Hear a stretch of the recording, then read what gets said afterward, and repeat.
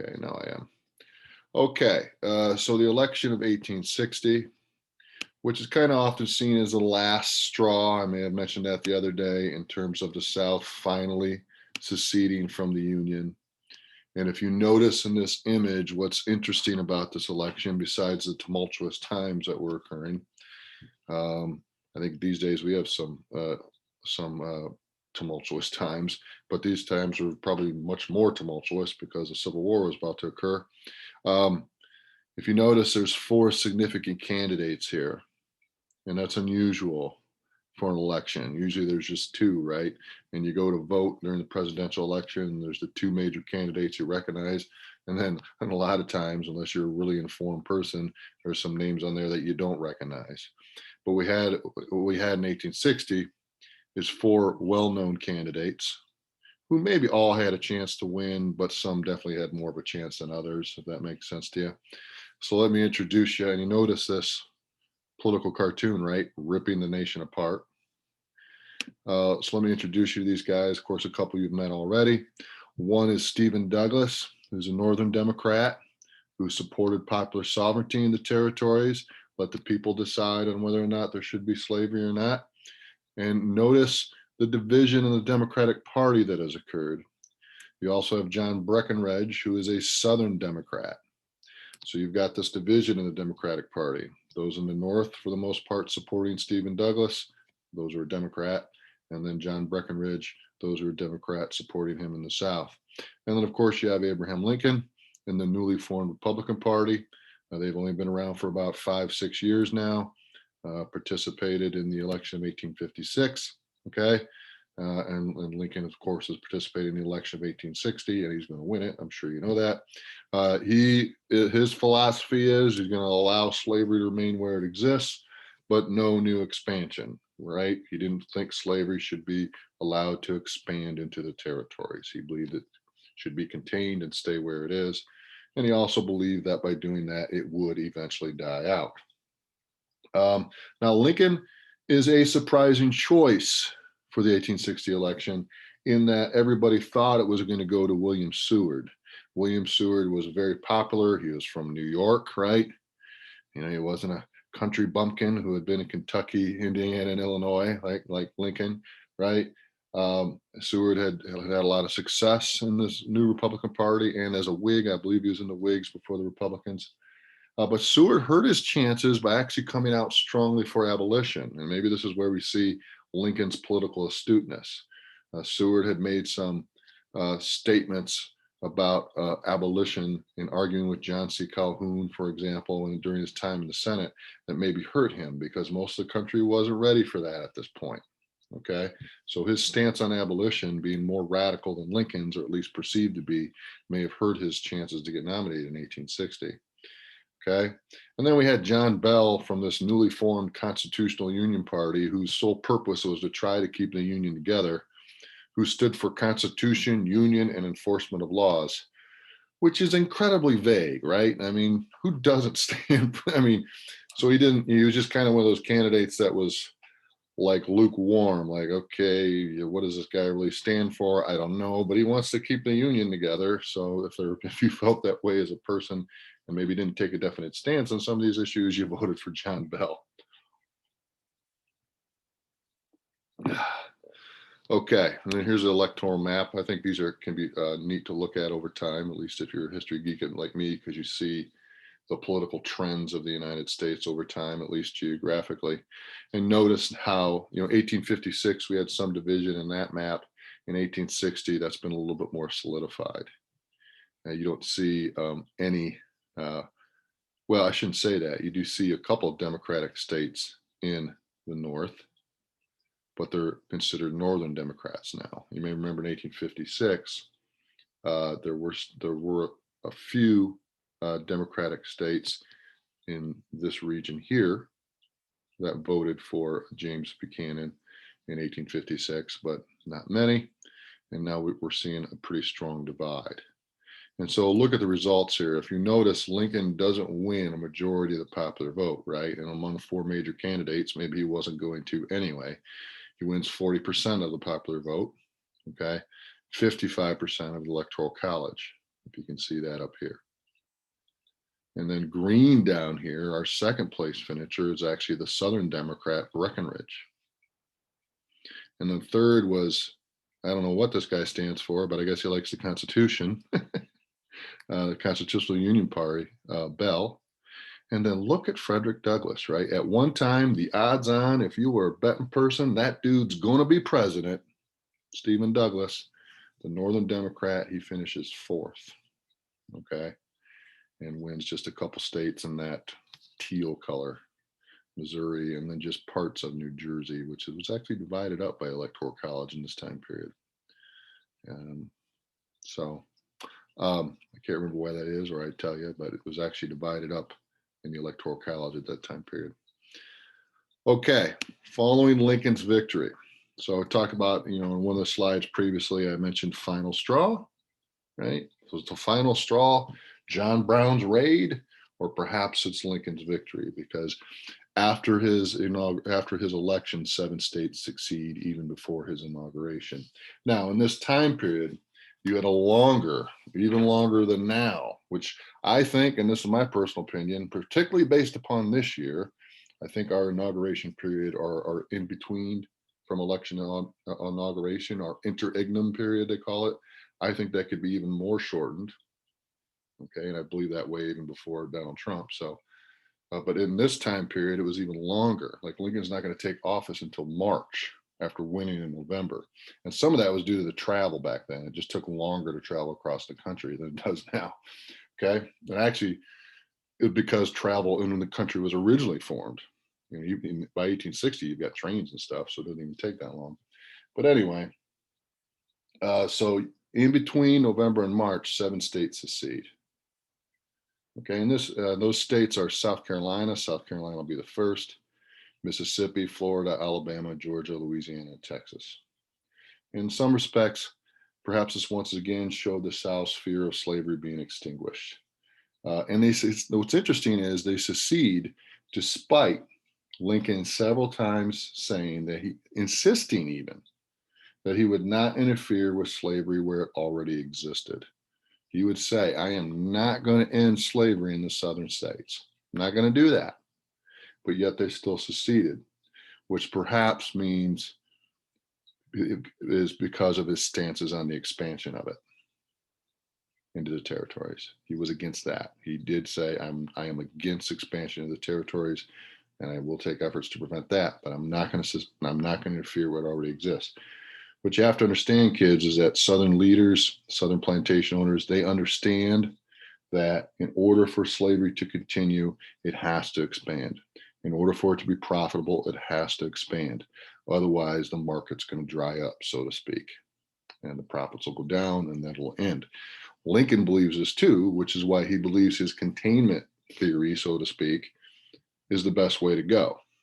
Due to the complexity of freeing the slaves, at least this is the way Lincoln thinks, immediate abolition doesn't make sense, but if you contain it, it will go away.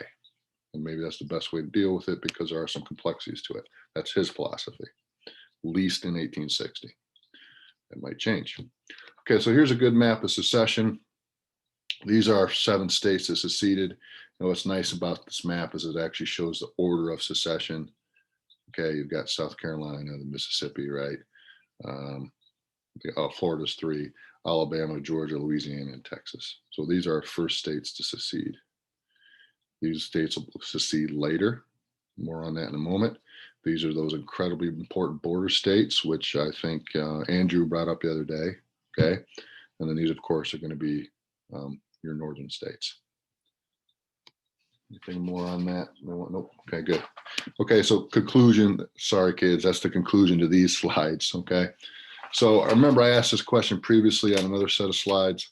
What irreconcilable differences have led to civil war? And I might have mentioned even some more on those slides, but I want to remind you again of that slavery versus free labor system.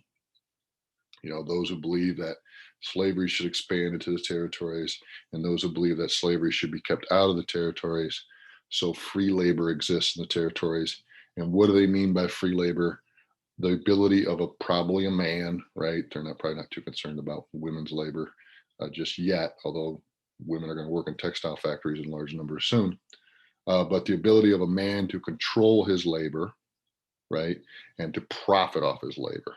That is their vision of what American labor should be.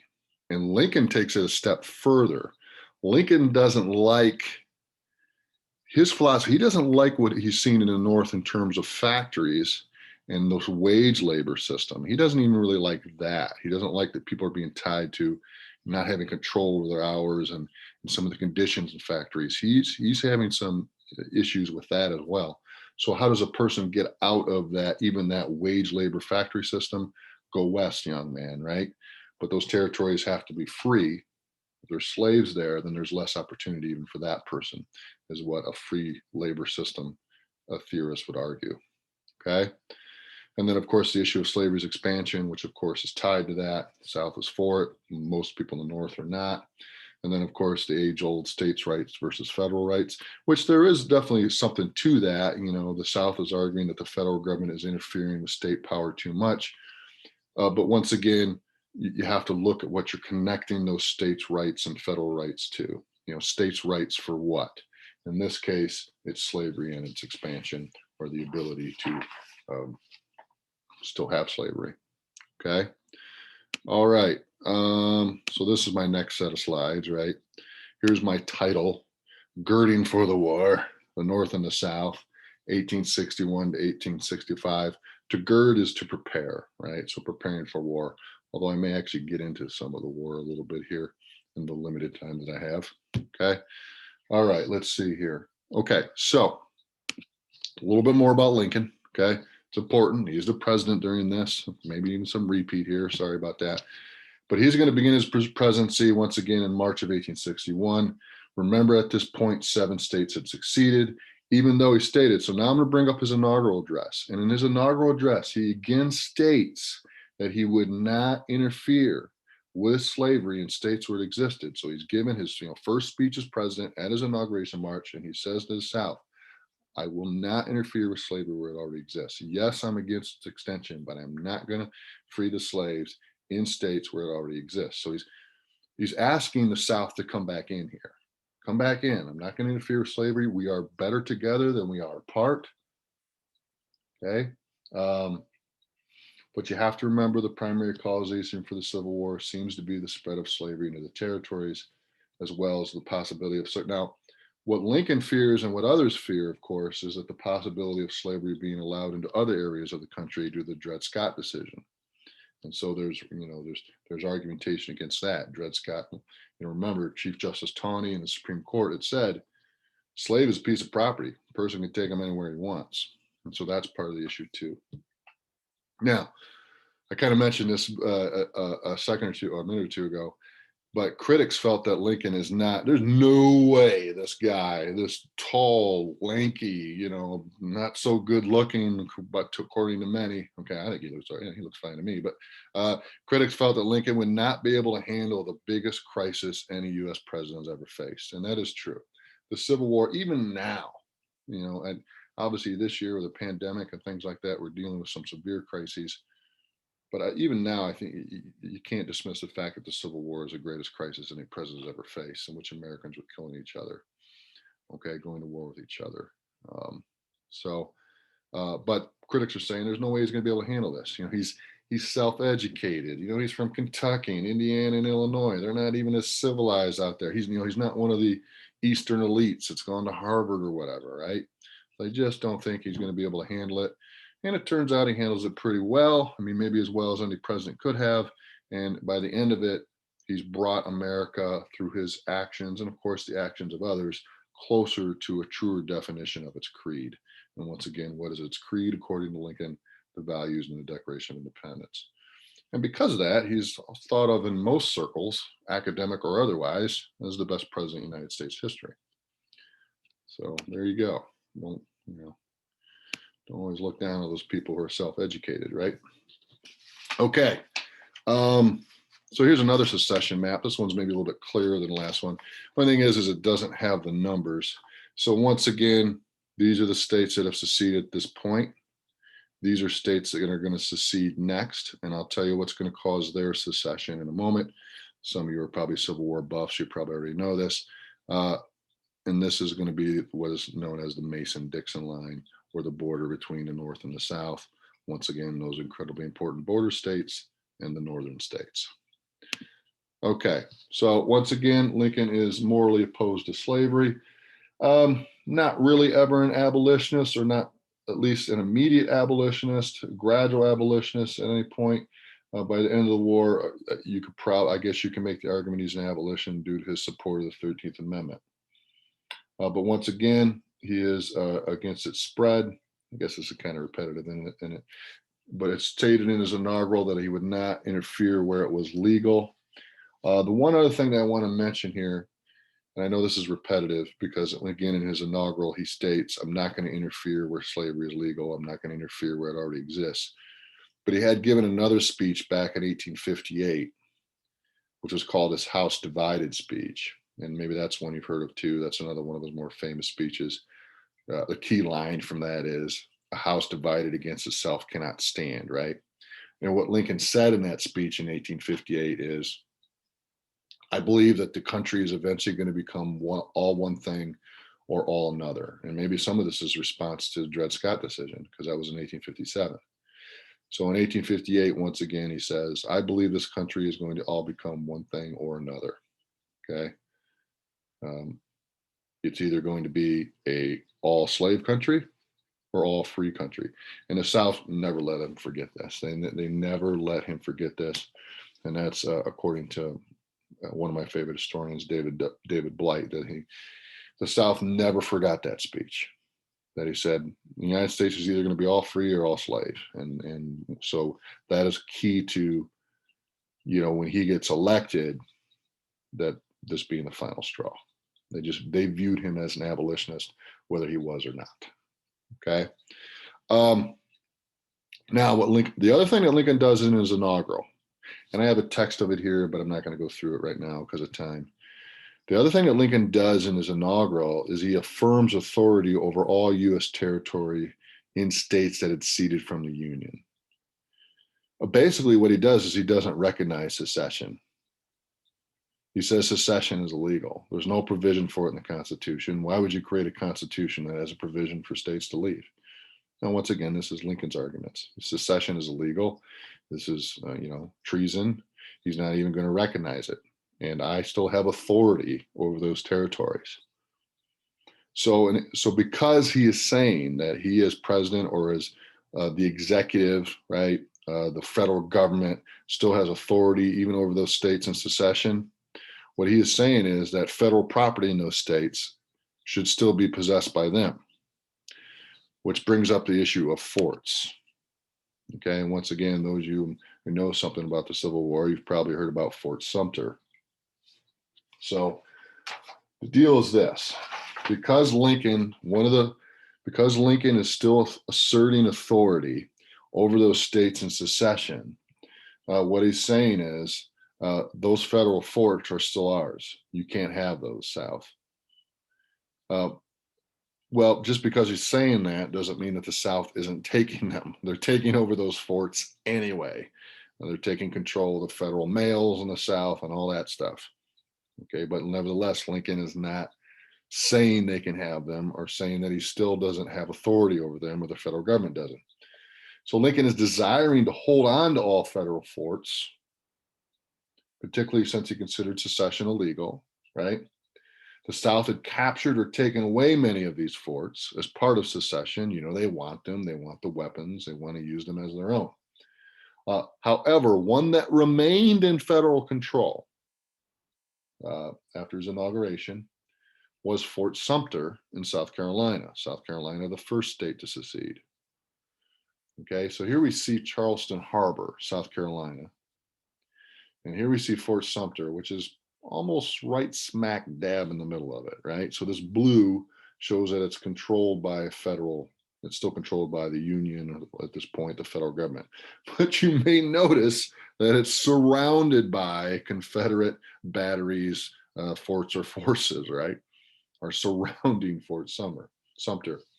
So Lincoln has a big decision to make here, because he is saying that the federal government, the North, is not giving control of these forts to anyone in the South, right? He's not giving control to this secessionist government. So, what's he going to do as commander in chief? Because the other part of the issue is, in his inaugural, he said, "We will not wage war against you, but you may force us to wage. You may force us to." In other words, we're not going to seek to wage war unless you force us to. Now, what's one way in which the South can force the North to wage war? One is secession. The other is capturing forts. The other is firing the first shot. Lincoln doesn't want to fire the first shot in this war, but he doesn't want to give up this fort. Okay, so he comes up with a solution that actually appears to be pretty good, in that he informs South Carolina's governor that he's just going to send food and supplies. There are men stranded here, Union soldiers, right? Stranded here. He's going to send a ship in, not to provide weapons, not to provide, more soldiers, just food. That's it, Governor. Well, South doesn't like that. The South considers this an act of, I don't know if you want to call it an act of war, but an act of defiance. The South has seceded. They believe they have a right to secede. Okay, Andrew, I know you're doing some research on this, right? And therefore, they should have that fort, and you don't get to supply it. So Lincoln sends those supplies anyway, and they fire upon the fort, they being the South. So Confederates bombarded the fort, and you can kind of see an artist's illustration of that here. So the first shots in the Civil War are by the Confederates firing upon Fort Sumter when Lincoln was simply trying to provide it with food, right? Food and supplies. Okay, now, good news, there's no casualties. Well, I should say there's no casualties in the bombardment. Nobody dies from all those bombs being dropped on it, right? However, there was a Union soldier who died and another who was injured during an accidental explosion in the evacuation. Which actually, more people die in wars from accidents than you would. I mean, you'd be surprised on some of the numbers on that. Now, Lincoln's strategy works here. There are those in the North who are like, just let the South go. They want to be their own country, so be it. We'll be the free North up here. We'll have our free labor. We'll be more industrial. Fine. See you later. Europe's divided into several countries. Why can't we be? After Fort Sumter, that changes. It's kind of like a Pearl Harbor attack, so to speak. It causes people, volunteer enlistment rates go through the roof. Okay, people are rallying to preserve the Union now. They're not rallying to free the slaves. Some are, once again. But the cause of the Union now, now they view the South as the aggressor, and this is wrong. Lincoln requests 75,000 volunteers. He gets more than that. Okay. After Fort Sumter, though, 4 more states secede: Virginia, North Carolina, Tennessee, and Arkansas. And that'll bring us to our final 11. We'll have 11 states secede during the Civil War. So let me go back to that map that I showed you not too long ago. So this is our map, right? So once again, these are the first states that seceded. And what are the states here? And I guess that's purple. We'll call it sailor purple, right? The 4 states here in sailor purple, they secede after the firing of Fort Sumter. And then we end up with 11 Confederate states. Okay, and it gives you your dates there once again. Okay, now some responses to secession, and maybe this is a little bit of Trivial Pursuit history here, but kind of neat to know. Virginia is an interesting case, and this is where the Civil War creates West Virginia. Maybe you know this, maybe you don't, but I thought I'd share it with you as part of the history, right? Some in Virginia oppose secession, and they're kind of the mountain Virginians, right? What's the University of West Virginia mascot, kids? The Mountaineers, right? And this region here, so this used to all be Virginia, right? This region here is strong Union sympathizers. You know, you don't have the amount of slaves. It's mountain. A lot of that's mountain territory. If you've ever driven through any of the interstates of West Virginia or been to West Virginia, it's beautiful, right? It's a beautiful part of the country. Um, and so they're just not as wedded to the causes of secession as this part of Virginia is. And so they form their own state. Now there's going to be some battles to do it. And a young Union officer by the name of George B. McClellan is going to help defend this region. And that gives him some fame and reputation, which is why he'll be one of the first generals to lead Union forces, which will turn out to be a mistake, which we'll get to. He's not going to do a very good job. There's no other way to put it. Okay. But anyway, the people from the western counties chose a new governor and applied for statehood, and they'll be admitted to the Union in 1863. And then we have the birth of West Virginia. And who knows, maybe you guys have some relatives or friends there. That's not too far away from us, right? Debate is also very strong in Tennessee. Very strong in Tennessee. So if I could go back one slide for a moment and show you Tennessee. Yeah, see, so here's Tennessee, right? Kentucky's a border state. It's going to stay loyal to the Union despite the fact that it has slaves. And that's a key thing to mention, okay? These border states, maybe not so much West Virginia as I just mentioned, but Delaware, Maryland, Kentucky, and Missouri, they still want to have slaves, but they're loyal to the Union, and that's going to affect all of Lincoln's decisions. And then you see Tennessee here, right?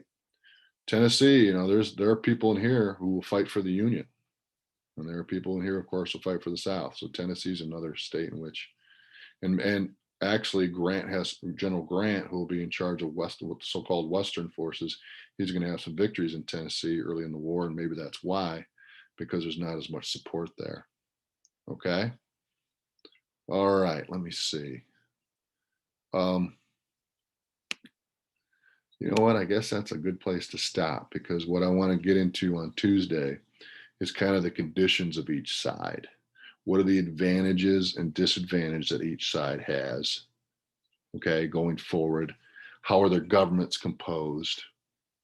You know, and I guess with that, how their governments are composed, what are their strengths and weaknesses? Okay. Any questions of me, my college students? Does anybody need to stick around and talk to me about anything?